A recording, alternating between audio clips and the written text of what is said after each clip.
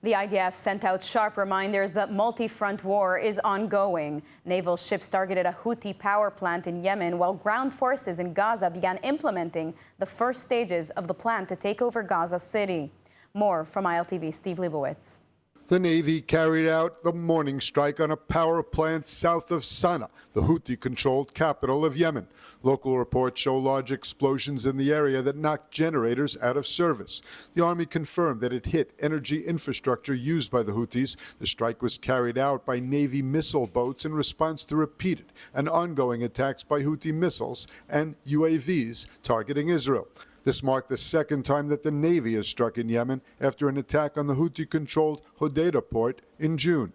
Turning to Gaza, we're at day 681 of the war. Ahead of the planned Gaza City takeover, the IDF began operating in the Zaytun area on the outskirts of Gaza City. Dozens of terror targets were destroyed. The 99th Division said the soldiers were working to locate explosives, eliminate terrorists, and dismantle infrastructure above and below ground, ahead of plans to occupy Gaza City as part of the new strategy in the Gaza war. The IDF has already sent notices mobilizing 80 to 100,000 reservists for the October military operation and is preparing humanitarian efforts for up to 1 million Gazan residents who will be moved out of the city ahead of the planned IDF maneuvers. Since the conflict began, the IDF has entered Gaza City on a number of occasions with limited ground operations, but full control of the city or installing an alternative authority was never the objective until now. The last senior living Hamas commander is believed to be hiding in Gaza City. Izzadin al-Haddad commands the Hamas brigade in the city, and the IDF has been targeting his cells. Tens of thousands of people came out across the country to support the families of hostages in a nationwide strike called the Day of Stoppage. This in an effort to pressure the government to agree to a hostage deal, although Hamas needs to show flexibility before anything else. ILTV's Shosh Bedrosian reports in Hostage Square now with the details. Shosh? Well, Sivan, I have not seen this many people in Hostage Square during the day since the last hostage release. Of course, that was back in February. Today marks 681 days, with tens of thousands of people hitting the streets here in Tel Aviv to protest for a hostage and a ceasefire deal. Here in Hostage Square, there have been a display of different types of people here, with mothers, with doctors, with people who have left work from the high-tech sector as well. All different types of people coming out to support the families of hostages who so desperately want their loved ones to come back home. From intersections around the country to the center of the movement in Hostage Square, tens of thousands of people came out to support the families of hostages. Israelis from the north and south explaining the protest underscores the values of society in the Jewish state. 681 days, it's more than enough. And we should do something in order to bring them back. Mothers held a march with their strollers this morning that ended in Hostage Square. Even in the scorching heat, one mother who marched with her baby tells ILTV the pain of every mother whose child is a captive reverberates throughout them all. My first-born daughter, my oldest, she was not even 2 years old, and the first thing I thought when I saw the kidnapped children was, what would I do? How would I feel if that happened to me, if my children were kidnapped or if I was with them? And it wrenches your heart in a way that I feel is worse. The teacher of hostage Avinatan Or also tells ILTV they're holding out to hope that the 32-year-old will overcome the obstacles he's forced to deal with in captivity. The family is trying to hold on. We hold on to every shred of hope. We are hopeful because at the time, on October 7th, he was in very good physical shape. Avinatan is a computer geek like me, but he's also a CrossFit enthusiast, and he was in great physical shape. It's one thing that gave us hope. We now know that he's starved. We got one sign of life report on March 12th, which was quite a while ago, saying that he was seen extremely gaunt, starved and beaten, alone in a tunnel. as negotiators between Israel and Hamas become deadlocked in July because the terror group responded with more demands. Hamas apparently has now come back to the table with more willingness to reach a partial agreement. However, in line with the tune of the Trump administration, the Prime Minister's office insists a comprehensive deal to get all the hostages out at one time needs to be reached now. The families and supporters of hostages also agree. The president of Israel arrived in Hostages Square today. Our sons and daughters are there in the dungeons of Gaza for 681 days. We want them back home as soon as possible. The world should want them back home as soon as possible. Stop being a bunch of hypocrites. Press, because when you know how to press, you press. Press and tell Hamas, no deal, no nothing until you release them.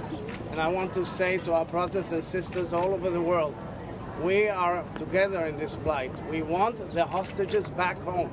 They are the most important issue in world affairs, and we want to see them back home as soon as possible. Toda rabah.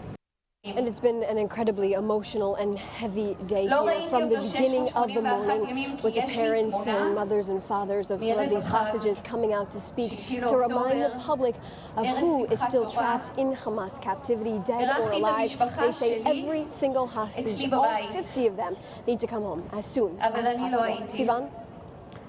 God willing, thank you very much, Shosh. Now, not everyone supports the nationwide strike to push for a hostage deal. Some prominent voices warned the move could harm unity and even help Hamas. More from ILTV's executive editor, Mayan Hoffman. One of the strongest critics is Iris Chaim, mother of Yotam Chaim, kidnapped on October 7th and later killed by friendly fire.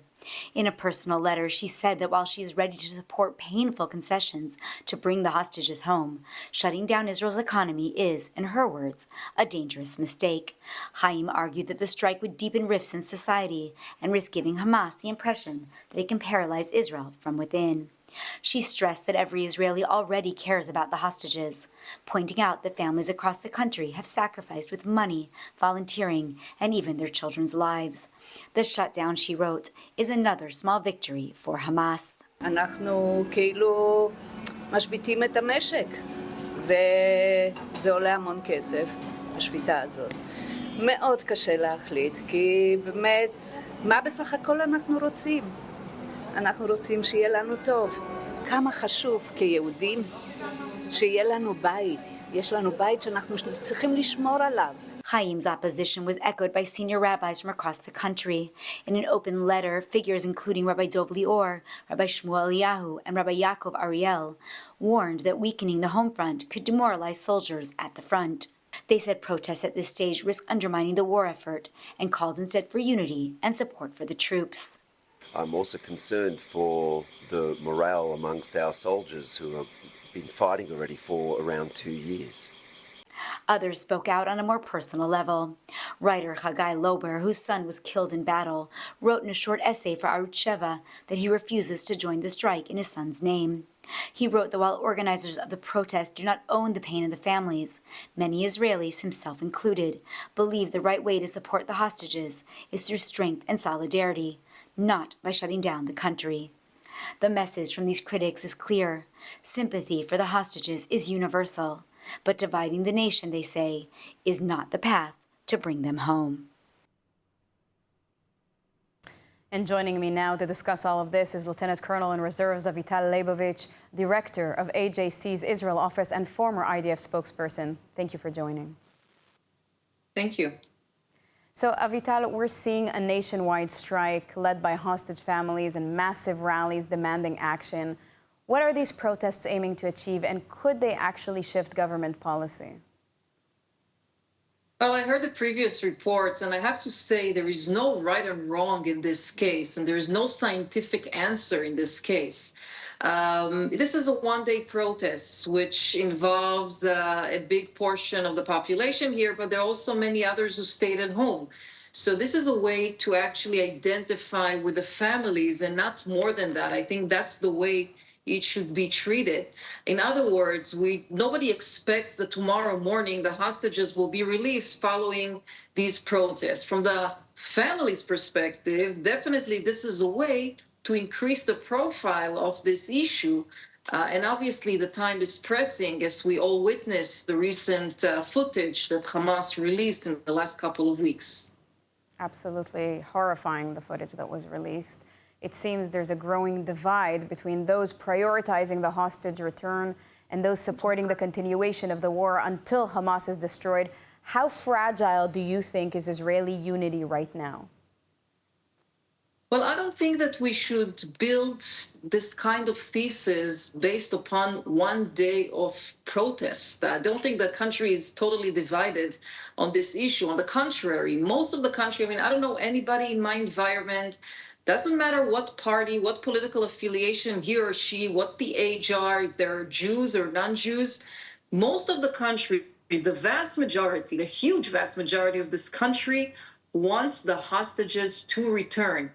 In that way, until they will not return, this country will forever be scarred. And that would create an additional unity. But just to place fragmentation on one day of protest, I don't think really this is the issue. Now, what do you think? Do you see these protests as a sign of democratic strength and support, like you say, or could it also be a dangerous fracture that Hamas could exploit? Many say that the civil unrest, it influences Israel's negotiating stance and it empowers Hamas. What do you think? No, I would say that Israel is a vibrant democracy, and these protests all over the country are just a great example of that vibrant democracy. As for Hamas, the day of protest will not change Hamas' vile ideology. They don't want to see us here. They don't want to see Israel exist. And I don't think it will do anything to the talks, which, by the way, we all know that they're not taking place in any way. So I think for the world, it's important to see that Israel is a vibrant democracy. As for Hamas, this is something the government needs to lead. The sooner, the better. Now, Israel has seemingly shifted from going after a partial deal to now demanding a one-phase full release and complete disarmament of Hamas. Do you think there's any room to go back for a partial deal, given the pressure in Israel and if Hamas possibly eases their terms? Or has the time passed for all of that and Israel's marching forward to an all-or-nothing standpoint? So if I put on for a second my former spokesperson hat, and I read very carefully the press release that came out this morning from the Prime Minister's office, the word only does not appear there. In other words, it didn't say that only a full deal is the deal that Israel is going for. So I understand from reading that and analyzing it that still both options are on the table. And following on what I said before, with the entire country wishes for the return of the hostages, I'm sure that the government will do something to release at least a few of the hostages other than the entire 20. Of course, we're hoping for the entire 50. Avital Leibovich, thank you very much for your input on this. Thank you. We're excited to launch a special series in partnership with Israel Bonds, one-on-one with Lidar Grave-Elazi. Register now to access our premiere episode featuring guest Rawan Osman, a Lebanese Syrian-German activist who transformed her past shaped by extremism into a future of bold empowerment. Join us Wednesday, August 20th at 1 p.m. Eastern Time. Scan the QR code on your screen to RSVP. World reaction has largely condemned the new E1 settlement plan for Judea and Samaria announced by Israeli Finance Minister Bezalel Smotrich. However, the finance minister remains determined to move forward with the plan. ILTV's Devo Klein has more. The UN, leading European nations and Arab nations all have slammed the plan by Finance Minister Smotrich to build some 3,400 housing units in the controversial E1 area in Judea and Samaria. The U.S. has yet to offer an opinion. The EU urged Israel to desist with British Foreign Minister Lammy, calling it a breach of international law. Egypt also came out firmly against the plan. And the UN have demanded that Israel reverse the decision, with the spokesman saying it would put an end to prospects of a two-state solution. And which we call on the Israeli government not to do, and we call them to reverse, to stop the advancement of this process. It would sever the northern and southern West Banks, and I think interestingly enough, as the Israeli finance minister and the Palestinians and other NGOs all agree, it would put an end to prospects of a two-state solution. Smotrich confirmed that the point of the plan is to bury the Palestinian state with the support of Prime Minister Netanyahu and U.S. President Trump. Israel is pushing for a peaceful civilian administration for Gaza. That's the message from Deputy Foreign Minister Sharren Haskel made the announcement during a media visit at the Kerem Shalom crossing between Israel and Gaza, where trucks of aid were being checked by Israeli security forces before entering into Gaza. Haskel denied allegations of Israeli curbs on aid flow and said that the Israeli military agency that coordinates aid, Kogat, invests considerable efforts in aid distribution. About 300 trucks load of aid has been transferred daily in recent weeks, mostly carrying food via all land crossings. These are our 5 clear principles for concluding the war. First, Hamas must be completely disarmed. Second, every hostage must be freed. Third, Gaza must be fully demilitarized. Fourth, Israel must retain overriding security control. And fifth, Gaza must have a non-Israeli, peaceful civilian administration, one that does not indoctrinate its children to hate, does not reward terrorism, and does not launch attack against Israelis. The IDF targeted Hezbollah sites in southern Lebanon over the weekend. The strikes came hours after Hezbollah leader Naim Qassem issued a declaration refusing to disarm as ordered by the Lebanese government and required by the Israel-Lebanon ceasefire. More on this from ILTV's Steve Libowitz. The Air Force confirmed that it struck military infrastructure in the Beaufort Ridge after Hezbollah violated the Israel-Lebanon ceasefire agreement. Defense Minister Katz said that Israel holds the Lebanese government responsible for upholding the ceasefire, and Israel will prevent threats. Meanwhile, Hezbollah is sounding defiant, saying there will be no life in Lebanon if the government tries to disarm Hezbollah. أو لا حياة للبنان إذا كنتم ستقفون في المقلب الآخر وتحاولون مواجهتنا والقضاء علينا. لا يمكن أن يبنى لبنان إلا بكل مقوماته. Qassem's negative response was in defiance of President Aoun's directive that no group in Lebanon is permitted to bear arms or rely on foreign arms. At the same time, Qassem said he would not order street protests to allow for dialogue with the Lebanese government. تتحمل الحكومة اللبنانية كامل المسؤولية لأي فتنة يمكن أن تحصل. نحن لا نريدها، ولكن هناك من يعمل لها. وتتحمل الحكومة اللبنانية مسؤولية أي انفجار داخلي وأي خراب للبنان. Qassem warned that future protests could reach the U.S. Embassy. The government's duty is to build the country, he said, not hand it over to the Israeli or American enemy. قبل أن نصل إلى المواجهة التي لا يريدها أحد، ولكن إذا فرضت نحن لها ونحن مستعدون لها ولا خيار أمامنا.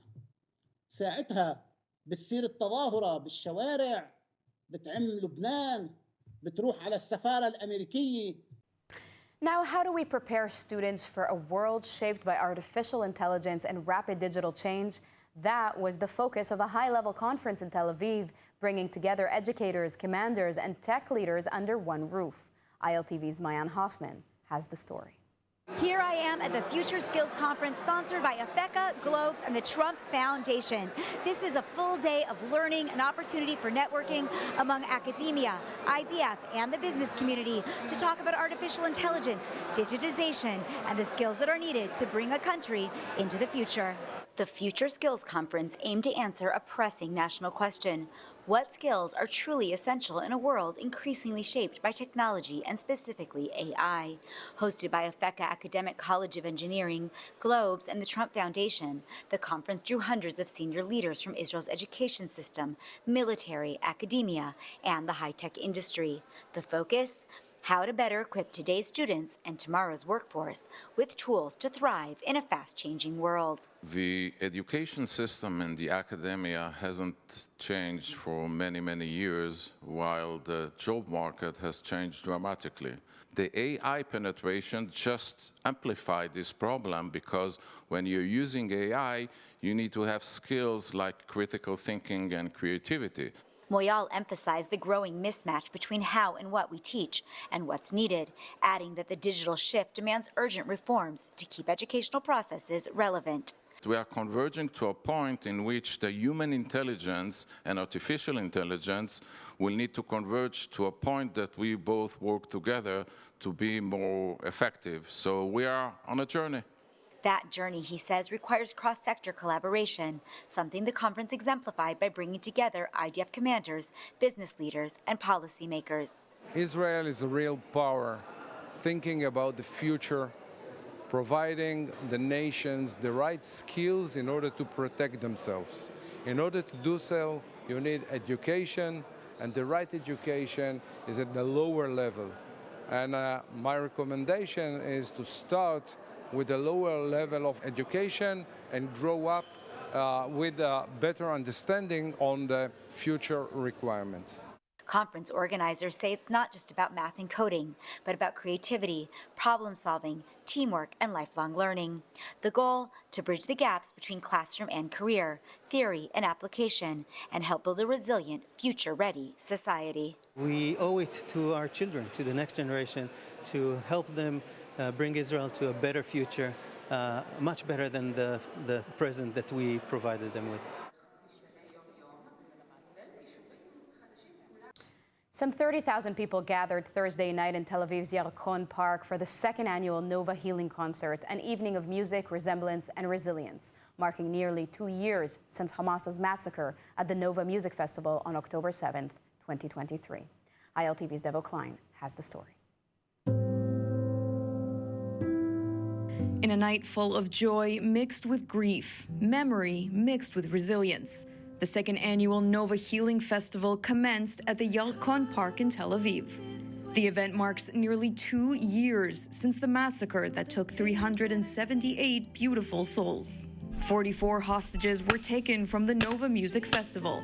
4 have been rescued, 10 released, 15 bodies have been recovered, and 15 still remain held captive in Gaza. Organized by the Nova Tribe Community Association, survivors and bereaved families, the event set out to transform grief into a shared space of healing. This year's performers included Yuval Rafael, Israeli Eurovision representative for 2025, who survived the massacre that day. This event highlights the meaning of the Nova Tribe slogan, "We will dance again," dancing in honor of those who can't dance with us today. While grief remains palpable, the Nova Healing Concert offered a glimpse of unity, of defiance, and love through music, a refusal to let tragedy define the lives it touched. 50 hostages remain in Gaza, including 15 members of the Nova community, but only 20 of the 50 are believed to be alive.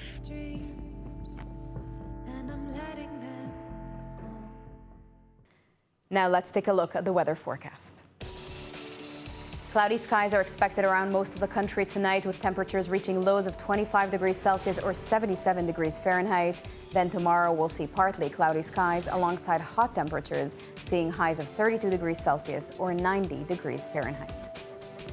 That's a wrap for today's news. For the latest updates from Israel on all your devices, be sure to follow our ILTV channels and our new live channel, and you can also catch us on Screen IL with 24/7 live coverage. Stay informed with the latest news straight from the heart of Israel.